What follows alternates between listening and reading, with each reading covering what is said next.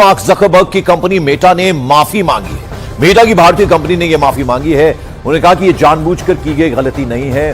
Mark Zuckerberg ने भारत का जिक्र नहीं किया था।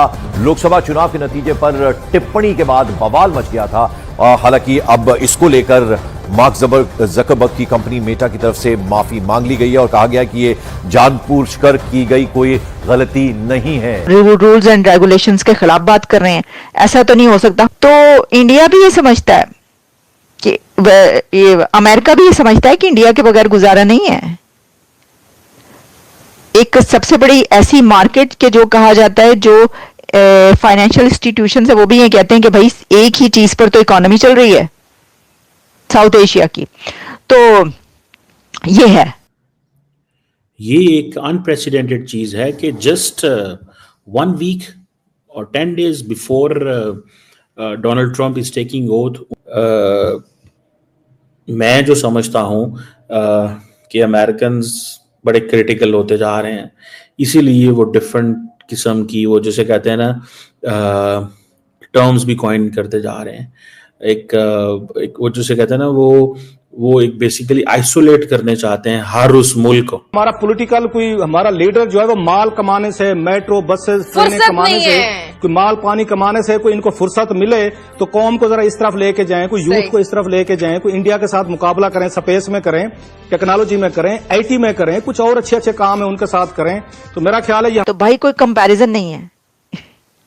मैं आपको ये बताने की कोशिश कर रही हूँ कि कोई कंपैरिजन नहीं है, आप ये कंपैरिजन ना करें। सोशल इकोनॉमिक रिफॉर्म्स होना चाहिए, पॉलिटिकल रिफॉर्म्स। जो कोई मुझे जानता है, ये बात तो बहुत अच्छी तरह मुझे जानता है कि इकोनॉमिक टेररिज्म पे मैं तो इतने अरसे से बात करता रहा हूँ कि इकोनॉमिक इंपीरियलिज्म जो मगरिब हमारे मुल्कों में लाकर करती है, एक्सप्लॉयटेशन करती है, और पाकिस्तान को अपने पैरों पर खड़ा होना। चीज को जारी बात है, अमेरिकन भी समझना चाहते हैं कि किस अंदाज से इंडिया हमारे साथ चलना चाहता है।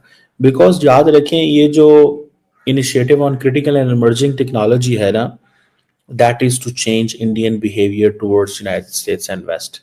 इसका ताल्लुक ये नहीं है कि वो आ रहे हैं सारा कुछ लेके और कहें जी इंडिया साहब अब आप तैयार हो जाए, हम आपको ये भी देंगे, ये भी देंगे, ये भी देंगे, और हम दुनिया में आपको एक बड़ी रियासत के तौर पे देखना चाहते हैं। नहीं, इसके अगेंस्ट वो कुछ लेना चाहते हैं इंडिया से, और इंडियंस कुछ भी ऐसा नहीं करेंगे that is against the core interest of the United states. ठीक है, कुछ चीजें उन्होंने रशिया के हवाले से की हैं, लेकिन अमेरिकन इंडियंस ये कहते हैं कि आप चाइना के हवाले से हमसे जो मर्जी करा लें, रशिया के हवाले से ना कराएं। हम रशिया से तब मुड़ेंगे, बैक ट्रैक करेंगे, जब हमें ये समझ आ जाएंगे कि आप हमारी सफिशिएंट सपोर्ट कर रहे हैं, सफिशिएंट सपोर्ट कर रहे हैं। ठीक है जी, one can call this as a really वाकई एक अनप्रेसिडेंटेड चीज है। लेकिन याद रखें, आपको पता है कि मैं जो समझता हूं कि अमेरिकन्स बड़े क्रिटिकल होते जा रहे हैं, इसीलिए वो डिफरेंट किस्म की, वो जैसे कहते हैं ना, टर्म्स भी कॉइन करते जा रहे हैं। एक वो जैसे कहते हैं ना, वो एक बेसिकली आइसोलेट करने चाहते हैं हर उस मुल्क को। देखिए, ये जो जमाना है ना, जिस जमाने में फ्रैंकली स्पीकिंग हम लोग रह रहे हैं, दिस इज द एज जब हम, वो जिसे कहते हैं ना, age of interdependence. Age of interdependence, ये इंटरडिपेंडेंस की एज है।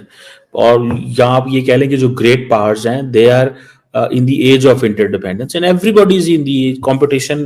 ग्रेट पावर्स का जो कंपटीशन है वो इंटरडिपेंडेंस की एज में हो रहा है। अब इंडिया और चाइना कोऑपरेट कर रहे हैं। अमेरिकन को जारी बात है, इसमें थोड़े अनकंफर्टेबल होते हैं। इंडिया कहता है कि हमारे साथ हर किस्म की जो टेक्नोलॉजिकल कोऑपरेशन है, जो कि US India initiative on critical and emerging technology है, इसको डिस्कस किया जाए, इसके ऊपर काम किया जाए।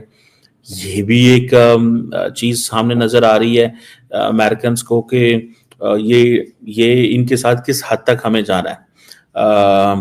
ठीक है जी, क्योंकि अमेरिकन का ये भी अभी तक बिलीव है कि इंडिया जो है, it does not have that, जिसे वो कहते हैं ना, wide range of strategic capabilities in space, defence, manufacturing critical technologies, assembling and testing emerging technologies, and कुछ आर्टिफिशियल के ऐसे एरियाज हैं जहां पे अमेरिकन का ये व्यू है कि Indians they don't have that. And then फिर लो कॉस्ट जो जिसे कहते हैं ना सॉल्यूशंस ढूंढना इन बायोटेक्नोलॉजीज एंड बहुत सारे और एरियाज में वो समझते हैं कि जो कोऑपरेशन है वो होने की जरूरत है.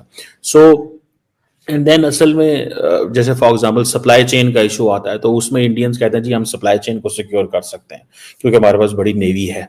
ठीक है जी. और इसी तरह ये ऐसे एरियाज है मेरा ख्याल है जिनके ऊपर दोनों मुल्क जो हैं दे विल टेक स्टॉक. सो ये चीजें जिसे वो कहते हैं ना ये चीज एक मुमकिन है. असल में तो मेरा जाती तौर पर अगर मैं देखूं कि ये जो बात हो रही है कि वो कह रहे हैं जी कि चाइनीज डैम्स को भी डिस्कस करेंगे, ये कोई चाइनीज डैम डिस्कस करने का मौका नहीं है. ये जस्ट इसको बोलते हैं स्ट्रेटेजिक कम्युनिकेशन कि आप किसी और चीज के लिए रहे हैं, सिग्नल कुछ और कर दो. देखो जी चाइना के इतने बड़े डिजाइन हैं, चाइना इतने बड़े पैमाने पे ये काम कर रहा है, चाइना ये कर रहा है. अब चाइना ने किसी से पूछना है? चाइना और इंडिया हर उस चीज पे एक मोमेंटम बिल्ड करने की कोशिश करेंगे जहां पे उनको ये नजर आ रहा हो कि हम इंडिया के चाइना के हवाले से कुछ ना कुछ बना सकते हैं. सो इंडिया यूएस उस पर मोमेंटम बिल्ड करेंगे. बहरहाल देखना ये है कि ये जो अभी तक इन दोनों मुल्कों ने काम किया हुआ है वो किस हद तक वो है. कई लोग तो ये कहते हैं कि जिसे वो कहते हैं ना कि अमेरिकन जो डी रिस्किंग कर रहे हैं चाइना से. ठीक है जी. डी रिस्किंग बेसिकली ये जो डी रिस्किंग की पॉलिसी के अंदर ही सारी की सारी स्ट्रेटेजिक पार्टनरशिप छुपी हुई है इंडिया के साथ. और ये जो चीज है ये जारी बात है फैसला करेगी कि क्या है और क्या नहीं.